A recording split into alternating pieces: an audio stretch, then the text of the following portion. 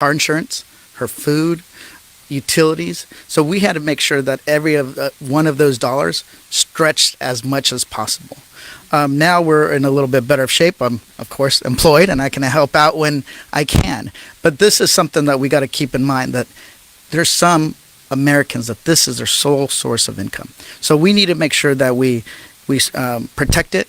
We make it sure that it's there for this generation, but also future generations. The 2100 Act is a great name, but the only person that's going to be around for the 2100 Act probably is my son Hodge and Joe Nagusa's kids. So we want to make sure that it is there for that future generation. So to Representative Larson and to the individuals in this room, we're going to fight every step of the way to make sure that Social Security is there for not only for my mother, but people's parents all over the country. With that, I yield to Annie Custard, the New Dems chair. Thank you, Congresswoman Annie Custer. I'm the chair of the New Democrat Coalition. We're nearly 100 of the members of our Democratic caucus, and we support the extension of Social Security. You know, as I've been listening to these stories and people's family, my mother-in-law was living on Social Security. Same story, Jimmy. She'd worked her heart out her entire life, but didn't have pension. And I just remember sitting with her and trying to go through the budget. Thank God for federal housing, but $1,000 a month and $12,000 a year. And as John said, you know, if $18,000 is the average, then many are much less than that. You can see the diversity of the Democratic support in our caucus for this and why it's going to make a difference. In my district, 160,000 people, and we're talking about the default and the debt ceiling. I think it sounds very much inside the Beltway, the negotiations. Where are we? Are they at the White House? Are they back here? What's the number? I'm thinking about my constituency. I'm thinking about the Social Security beneficiaries who are the first that will miss a check and the least able to miss that check. They cannot afford the life that they're living unless they get that check. They don't have savings, many of them. If you're living on $12,000 a year, and I think about women of my generation and older who didn't have pension. They worked hard, but they didn't get the wages that they deserved. They were, you know, at best 75 cents on the dollar to the male wages, and many of them far less. Certainly people of color, women of color, the wages were far less. Good afternoon, friends. I have big news for Social Security recipients. The next batch of direct payments, worth thousands of dollars, are set to go out in just a few days. But experts say that Social Security benefits are not safe.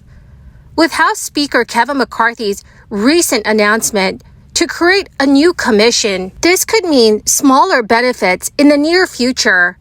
My dear friends, please make sure that you watch until the end of this video, especially if you receive Social Security benefits.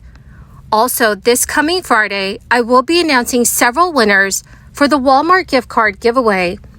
If you'd like to enter these weekly giveaway, friends, all you have to do is click and like several of my videos and then comment below the keyword of each video that you watch. The more videos that you comment on, my friends, the greater your chances of winning the giveaways. The first round of June's 3 Social Security payments worth up to $4,555 will be dispersed to millions of retirees in less than 2 weeks.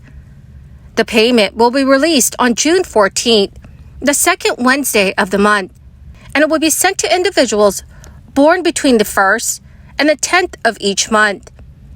The monthly payments are dispersed on the 2nd, 3rd, and 4th Wednesdays of each month.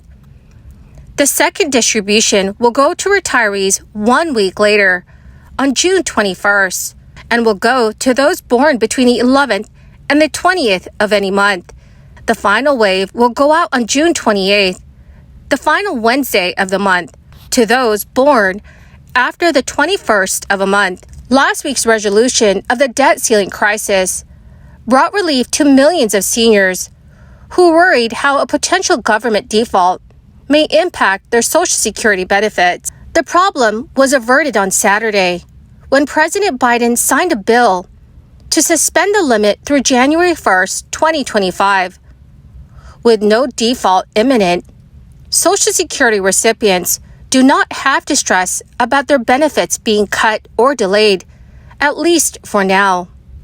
However, longer term, there is still a chance that lawmakers will target Social Security for cuts. That possibility was raised by House Speaker Kevin McCarthy. The two sides agreed to cut funding for some federal programs, though Social Security was not one of them, in exchange for raising the debt limit. But McCarthy told Fox News that the debt limit bill was only the first step in a broader GOP agenda that includes further cuts. Among the problems he cited were all the other federal budget items that the GOP targeted for cuts, but that President Biden walled off. The speaker also said he planned to announce a commission that would include lawmakers from both sides of the political aisle. One of their tasks will be to look at further budget cuts. McCarthy did not provide specifics on how the commission might work, who might sit on it, or which cuts they might target. Bipartisan commissions tasked with cutting the budget have been proposed before, and it wasn't even that long ago. During the Obama administration, the Simpson-Bowles Commission recommended Social Security cuts. And as recently as 2021, Senator Mitt Romney worked with Democratic Senators Joe Manchin of West Virginia and Mark Warner and many other lawmakers on a similar commission to investigate where federal spending could be slashed. The Romney legislation, known as a Trust Act, was accused by some critics of being a plan to cut Medicare and Social Security behind closed doors. Medicare and Social Security together account for nearly 1/3 of the federal budget. Proposals to cut Social Security usually include either lowering payments to beneficiaries or raising the full retirement age. But cutting benefits will be a very tough sell because the vast majority of Americans prefer that Social Security be left alone. A recent poll found that 79% of respondents oppose reducing the size of Social Security benefits, while 2/3 are against raising monthly premiums for Medicare. Fixed income is a fact of life for most retirees. However, the good news is that income is not completely set in stone. The historic COLA that Social Security recipients are enjoying this year is a result of a spike in inflation in 2022. However, as in the past, the Federal Reserve raised interest rates to try to get inflation under control. More interest rate hikes could be on the way. Inflation rose slightly in April. The Fed does not want to risk a sustained resurgence. Well, my beautiful and most amazing friends, that is the end of my daily stimulus update video for this Monday. Thank you, dear friends, for joining me here and for being part of this community.